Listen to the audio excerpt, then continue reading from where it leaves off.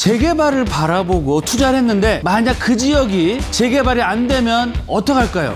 재개발이나 공공재개발이 된다는 소문만 갖고 투자하실 게 아니고요. 공공재개발, 재개발을 할 수 있는 여건이 돼 있었지만 아직까지 못했던 지역이 된다. 공공재개발 사업 어디가 선정이 될 거고 기준이 뭐냐? 역세권 공공재개발 투자는 저희와 함께 같이 공부하시면서 선투자할 수 있는 기회가 될 수 있다.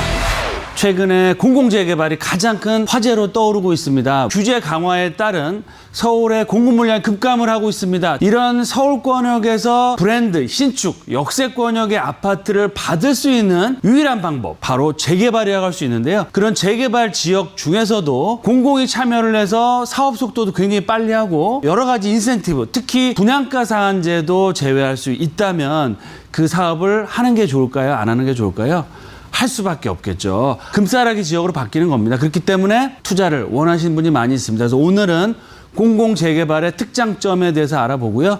공공재개발뿐만 아니고 투자할 때 주의해야 될 점도 알아보는 시간 갖겠습니다. 네, 공공재개발 대박과 쪽박이 기다리고 있습니다. 제 말씀을 잘 들으시면 대박을 맞을 수 있고요. 손해를 보지 않는 방법은 무엇일까요? 제가 말씀드리고요. 정말 제가 14년, 5년 동안 부동산 업계에서 일을 하면서 수많은 분들이 재개발 전문가로서 많은 분들이 여쭤봅니다. 대표님, 재개발을 바라보고 투자를 했는데 만약 그 지역이 재개발이 안 되면 어떡할까요? 팔리지도 않고 가격 하락하고 정말 매매가 안 되고 손실을 많이 보지 않을까요? 라는 걱정들을 많이 하시는데요. 그런 걱정을 해소할 수 있는 방법이 있습니다. 그 방법을 오늘 같이 알아보는 시간 갖겠습니다. 공공재개발 투자할 때 성공할 수밖에 없는 기준 3가지가 있습니다. 첫 번째, 공공재개발 과연 어떠한 사업인지 알아볼 거고요. 장점을 어떻게 취하고 단점을 줄일 수 있는가를 알아보시면 좋을 것 같고요. 두 번째, 공공재개발 그 후보 지역들과 선정하는 지역의 선정 기준 알아보시고 선투자할 수 있는 기회가 될 수 있다 라고 말씀을 드리겠습니다. 마지막으로 절대 실패하지 않는 재개발, 특히 공공재개발의 투자 기준에 대해서 말씀을 드리도록 하겠습니다. 장단점이 있습니다. 일단 공공재개발 사업 개념에 대해서 말씀을 드리면 사업성이 부족해서 정비구역 추진했지만 스톱이 된 지역들, 과거에 이제 재개발 뉴타운 사업들을 추진했던 지역 중에서 여러 가지 사정으로 해제됐던 지역이나 재개발을 할 수 있는 여건이 돼 있었지만 아직까지 못했던 지역이 된다라고 보시면 좋을 것 같고요. 공공시행자죠. LH공사나 SH공사가 참여를 해서 조합원들과 같이 협의를 해서 사업을 추진하는 거다. 거기에 따른 공공성을 충족시켜야 된다. 즉 임대 아파트를 좀 많이 내놓고요.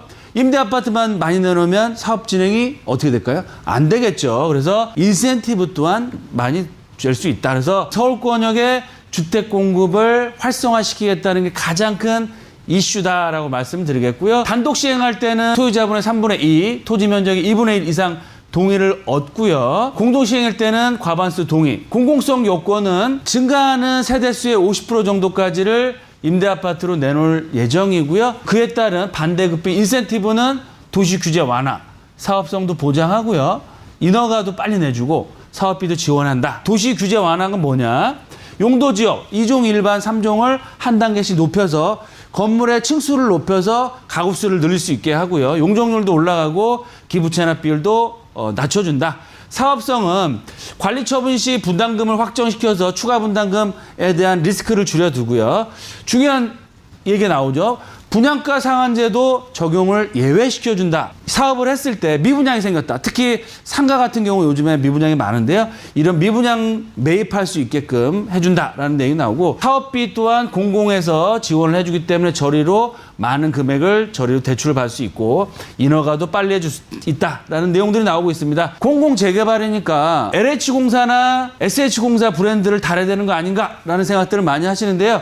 아닙니다. 아파트도 A급 브랜드로 선정해서 사업을 할 수 있다. 두 번째, 임대 아파트 비율은 50% 이상이 될 수 있느냐? 아닙니다. 임대 아파트는 전체 세대수 중에서 늘어나는 세대수의 50%까지가 상한선이고요.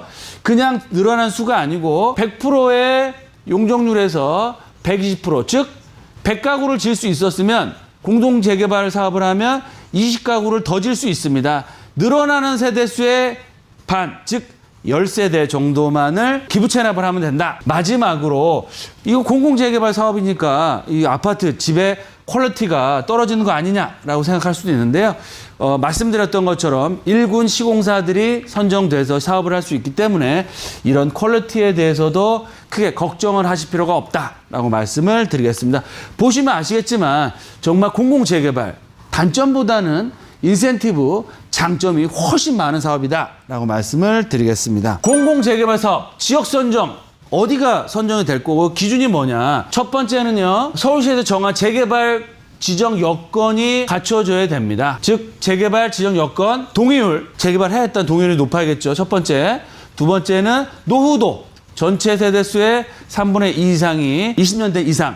거기다가 접도율이라든지 호수 밀도라든지 여러 가지 한 4-5가지의 포인트가 있습니다. 그중에서도 동의율과 노후도가 가장 중요한 포인트다라고 말씀을 드리겠고요. 2단계에서는 이번에 선정할 때는 도시재생사업은 선정해서 제외가 될 예정입니다. 그래서 창신동과 수인동 도시재생산업에서 좀 불만이 많이 나오고 있는데요. 아직 100% 확정된 건 아니지만 아마 반려가 돼서 이번에는 도시재생사업 사업지는 공공재개발로 사업이 좀 어렵지 않나라고 판단이 되고요. 세 번째, 3단계로 다양한 얘기가 나오고 있습니다. 뭐 지역 여건 개선 효과가 큰 지역인지, 사업성 개선이 어려운 지역인지, 재난 지역인지 제가 심플하게 말씀을 드리겠습니다. 공공재개발 선정 기준 첫 번째, 역세권이면 좋고요. 두 번째, 노후도가 심한 지역.